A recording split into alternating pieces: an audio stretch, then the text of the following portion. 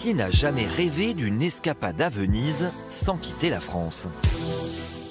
Au château de Cheverny, c'est possible. Situé au cœur du Val-de-Loire, ce joyau du XVIIe siècle attire chaque année près d'1 demi-million de visiteurs. Une fois par an, il se métamorphose pour accueillir l'un des plus beaux carnavals vénitiens de France. Masques scintillants, costumes somptueux et plumes colorées, près d'une centaine de passionnés défilent en habits d'apparat sous les yeux éblouis de plusieurs milliers de spectateurs. Ils sont très très beaux. C'est tout très fin, c'est très très chouette. Ce rendez-vous est orchestré par la marquise Constance de Vibray, propriétaire du domaine. Sa mission, redonner au château de sa famille ses lettres de noblesse. Moi, j'ai gardé mon âme d'enfant. Plus c'est doré, plus ça brille, plus ça fait rêver. Parmi les fidèles, Christophe, amoureux du carnaval de Venise. Il ne manque jamais cette occasion pour vivre pleinement sa passion. C'est un moment magique qu'on passe à chaque fois, de pouvoir se mettre dans un personnage. Puis ça permet de montrer ce qu'on est capable de faire. Concert classique et cortège de lumière, une immersion hors du temps. Comment Cheverny compte-t-il se faire une place parmi les châteaux préférés des Français?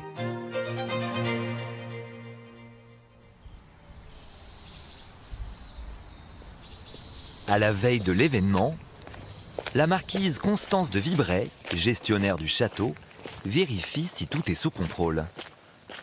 Qu'est-ce qui se passe? Donc là, on a préparé toute cette zone-là avec les tables vertes et les chaises. Ouais. Avec Michael, le responsable du service technique, elle supervise l'installation de la terrasse où les spectateurs pourront assister au concert classique prévu le lendemain. Ouais. J'aime bien votre regard.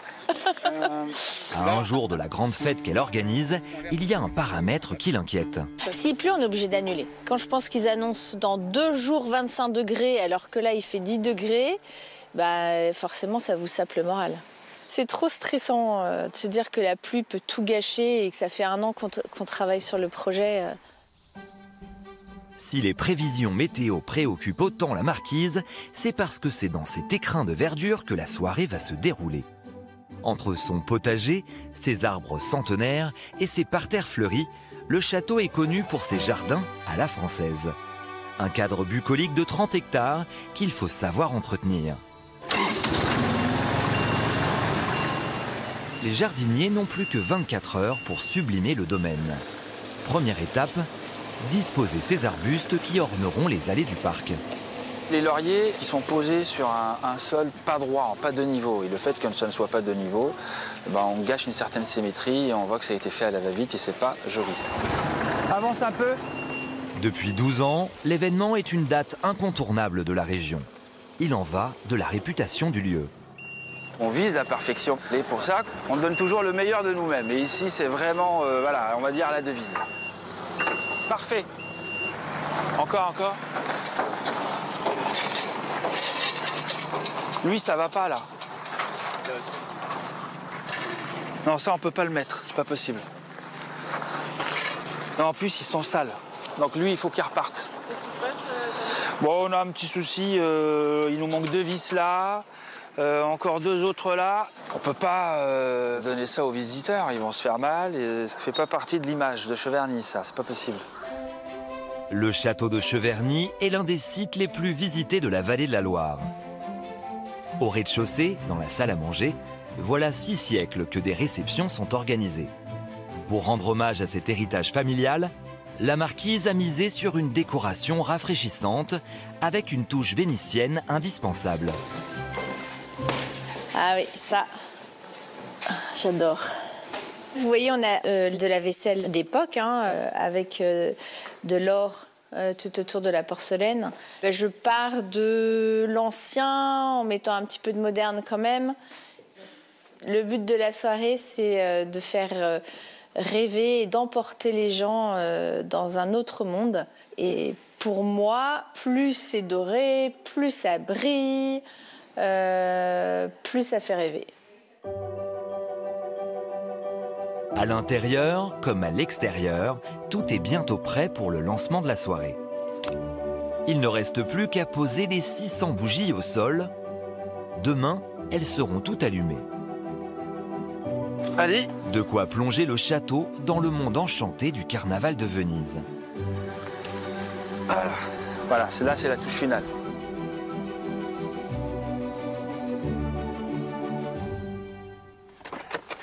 Allez, go.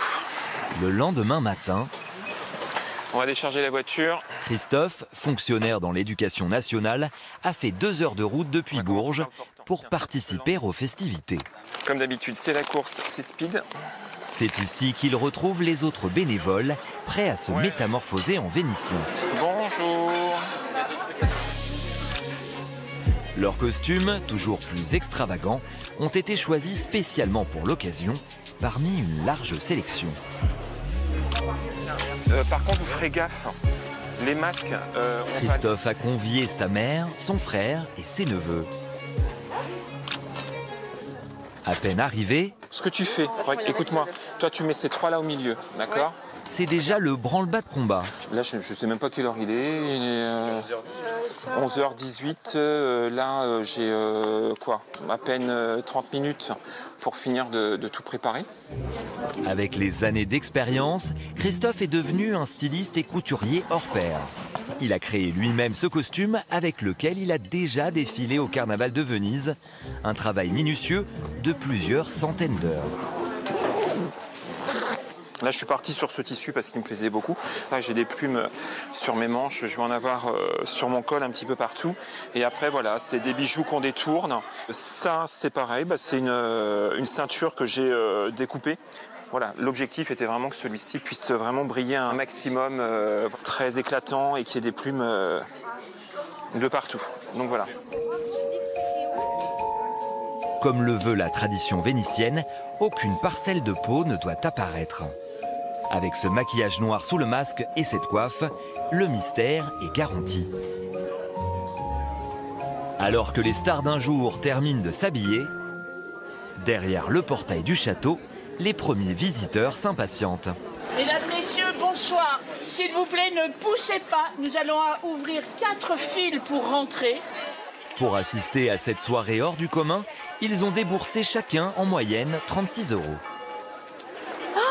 Ah oui, il y a plein de monde là, c'est génial.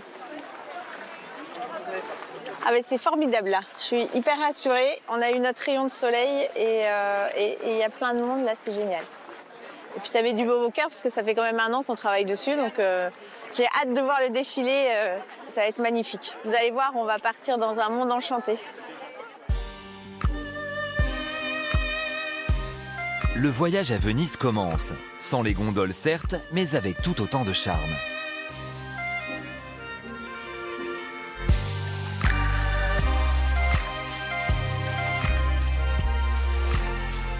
Pendant 3 heures, les 100 bénévoles costumés vont déambuler auprès des spectateurs. Elle peut prendre une photo avec vous, la petite? Génial. La petite, elle est ravie aussi, donc c'est chouette à voir. La tenue de Christophe semble faire l'unanimité. Enfin, je suis costumé, je suis détendu et on est dans un autre personnage, on oublie tous les soucis, on oublie tous les petits tracas. On est dans notre monde, dans notre bulle et on le partage avec les gens et c'est ce qu'il y a de magique. Au même moment, derrière le château, l'équipe pyrotechnique s'active. Je te laisse les répartir. Pour ce spectacle, ils installent près de 300 bombes d'artifice pouvant atteindre 75 mètres de haut. Mais avec l'arrivée des spectateurs, Aurélien, artificier depuis plus de 15 ans, doit faire la police. Madame, faudra faire le tour s'il vous plaît. Refaites le tour s'il vous plaît. S'il vous plaît monsieur, on va vous demander de reculer parce qu'on va installer le feu d'artifice pour ce soir.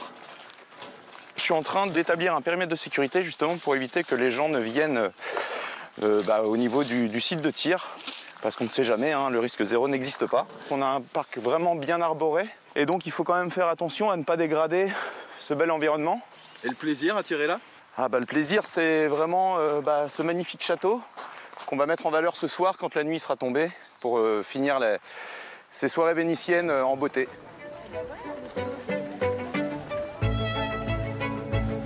Le soleil s'est couché sur le château.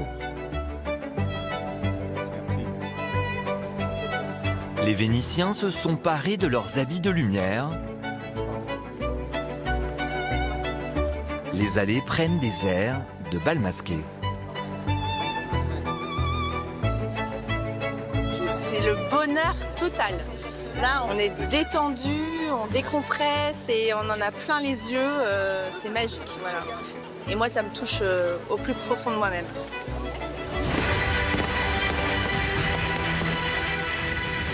Encore une fois, le château de Cheverny a tenu ses promesses.